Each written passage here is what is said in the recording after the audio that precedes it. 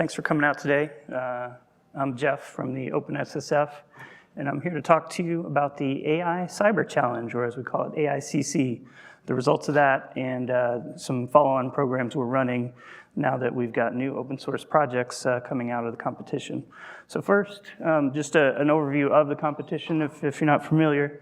AIxCC was a 2-year competition that launched at Black Hat and DEF CON in 2023, had semifinals at DEF CON in 2024, and concluded with the finals here at DEF CON just a couple months ago in August. It was set up as a series of challenge projects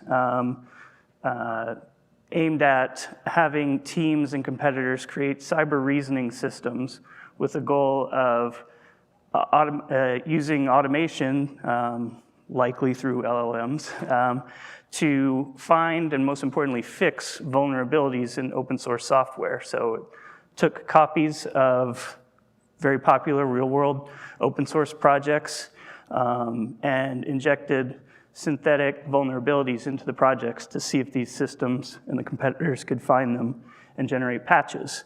Overall, there we go. Had $30 million in prize money associated with it from DARPA and ARPA-H from the US government. And one of the key features was written into the rules, a consideration for accepting any prize money. The competitors had to release their systems as open source software projects. So we now have 7 open source cyber reasoning systems available. And I don't know why it is doing that on me. OpenSSF's role in AIxCC, we were brought in as a challenge advisor. So we collaborated for the 2 years across the competition.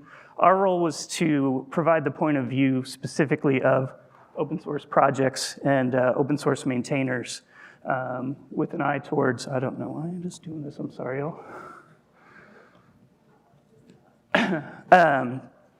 To provide that point of view of open source ecosystems and maintainers, because the goal from DARPA and ARPA-H is for this research and the results of this competition to transfer and translate into real world adoption to help us find and fix these vulnerabilities in critical infrastructure. Among our participation as the competition went on, we organized a committee of open source leaders and the maintainers and some key open source projects, advising the creators of the competition on what would be important, what would lead to most adoption, what would projects be looking for to come out of these systems. And now that it's concluded, we remain engaged in kind of the critical phase of this, which is the successful transition to real world adoption. And we'll talk a little bit more about what that is. This here is a view of the actual title slide of the winning announcement at DEF CON. And the interesting part here is patching. That's not the language that DARPA started with when this program came out, but that's really some of the key feedback that we provided and focused on. Is the most important thing is don't give us another set of tools that's going to generate automated lists of thousands of potential bugs and make life harder for maintainers. The most important thing you can do is come with patches in hand to help, for the bugs that have been found, to help fix them and make the maintainers' lives easier. So let's take a just quick recap of how we did. First, looking back, the results of semifinals. So this is a table here with the results from the 7 teams that advanced from the semifinals into the finals round. The green represents a vulnerability that was both found and a patch was successfully generated. The yellow, a vulnerability was found, but a patch wasn't necessarily generated, or if it was generated, it wasn't successful. And as you can see here, there's some success in the C, the project's based in the C language, and not a whole lot with Java. So if we now advance with an extra year to go of developing the competition, expanding the amount of challenges, and most importantly, the competitors having a whole other year to develop these systems further, you see a whole lot more green, lots more success. And just kind of diving into some of these numbers and comparing, In finals, 86% of the synthetic vulnerabilities were successfully discovered, 68% of them were successfully patched. And the average time for patches decreased if we're comparing it to the semifinals, meaning just overall, these systems becoming more and more effective and more efficient.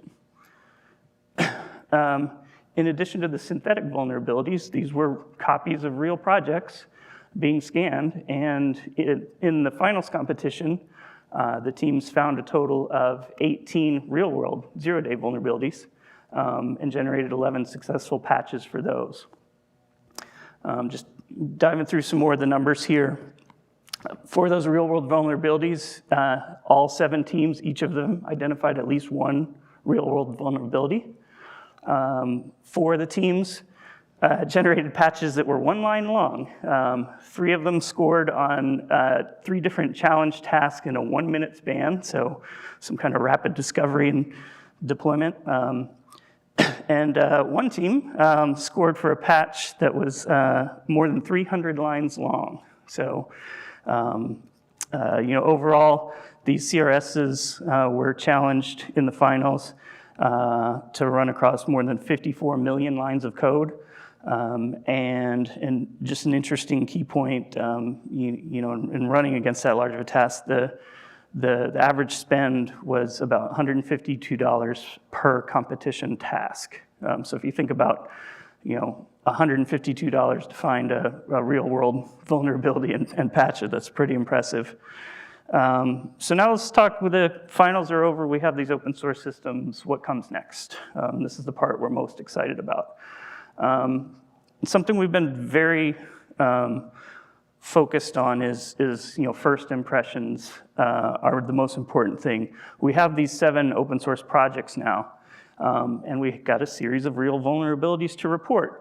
We want to make a good first impression with these results and what these systems can do, because we're approaching a landscape that is very skeptical of AI and has been experiencing AI slop. Here's an example, pretty well-known one. Our friend Daniel from curl expressing the concern that many in the open source ecosystem share, right? Anytime new tools come out that are more and more efficient at generating bug reports, that just creates more work for the maintainers, especially if those tools aren't being used responsibly. So our position is, let's put a human in the mix to make this good first impression. So is that human DARPA approaching open source projects saying, hey, I'm from the government and I'm here to help?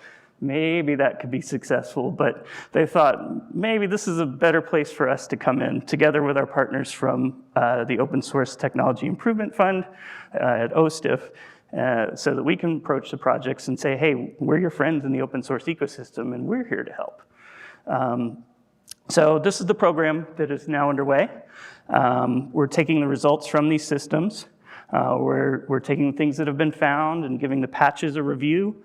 We're engaging with these open source projects as a human, reporting the issues through whatever process that individual project likes to do for its security reporting and patch submission. We're also offering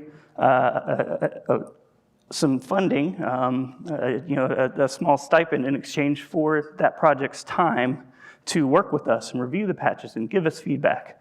And we're hoping to build up some success and positive momentum.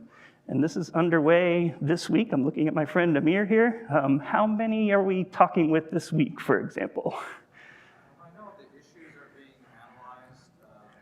Running into some issues, we're producing a lot of them. The reach out is happening and get some good momentum. Yeah, so he's saying, we're analyzing these issues and in the process of outreach, but we're doing exactly that. We want to make sure we can reproduce what the machine says it can produce, right? And reproduce the bug before we go bother the open source project and maintainer. And so if we check back in on our friend Daniel, and we'll be engaging with curl as part of this process, but kind of in parallel with this whole process in recent months, he's been getting some reports. And he published a recent blog post following up on his previous stance about AI that was a little more positive. And the reason why is It's because there's humans using these tools and then engaging with his project as a human to make these reports and submit these patches. And those are being successful. In his quote here, the entire process felt very human, and that's what he's looking for. So that's what we're after. If you'd like to be a part of this in any way, we invite you to join us.